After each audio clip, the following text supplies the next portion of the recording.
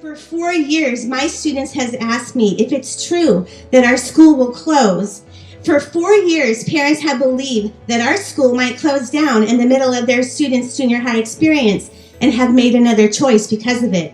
And for 4 years, Gilbert Junior High School has struggled as a result of the board's attempt to find a new home for GCA.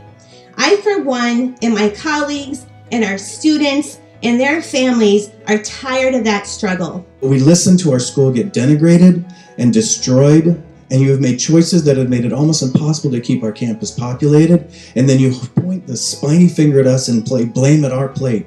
It hasn't been fair. GPS could write a book on how not to close a school. Communication from the district regarding the specifics of the plan is virtually non-existent, and some of what has been communicated is patently false. I was led to believe that there was a underutilization due to the numbers, and it wasn't until starting to hear all of these other things that that's not the case. And so from my standpoint, I was misled, and that kind of makes me mad. It seems the administration has been manipulating the numbers, and I sincerely hope the governing board members will not allow themselves to be manipulated in that way. It's amazing to me that this came to light less than 30 days after the bond and override election. Why wasn't it brought to the public prior? You guys knew it was on the table. Why didn't you do it? All my friends are asking, why are you living in Gilbert? What's going on with that school system over there? Why is it going so bad again?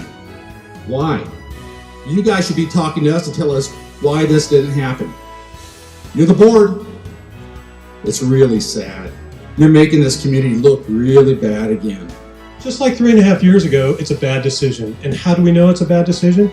Because when you have to resort to deception to try and convince people to do something, it's a bad decision. Superintendent Kishimoto has ignored the advice from Mesa Public Schools, ignored a $15,000 demographic study, ignored district regulation JCR, ignored community input, a traffic study, actual enrollment, real capacity numbers, all ignored.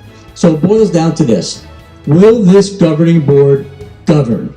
Will you listen to the community, or will we be ignored? While she has the ability to con unsuspecting parents, the very stakeholders who supported a $200 million bond and override, her persuasive yet fraudulent use of capacity figures should not fool governing board members. Jill, Charlie, Julie, Daryl, and Lily, you all know the truth. You know that the districts calculate their own capacity figures because the ones determined by the School Facilities Board are unrealistic. Yet our superintendent has been allowed to freely disseminate capacity figures that inaccurately portray the true campus populations at Mesquite and Gilbert Junior High. That's a problem. Please, please call her on it. Your reputations are at stake.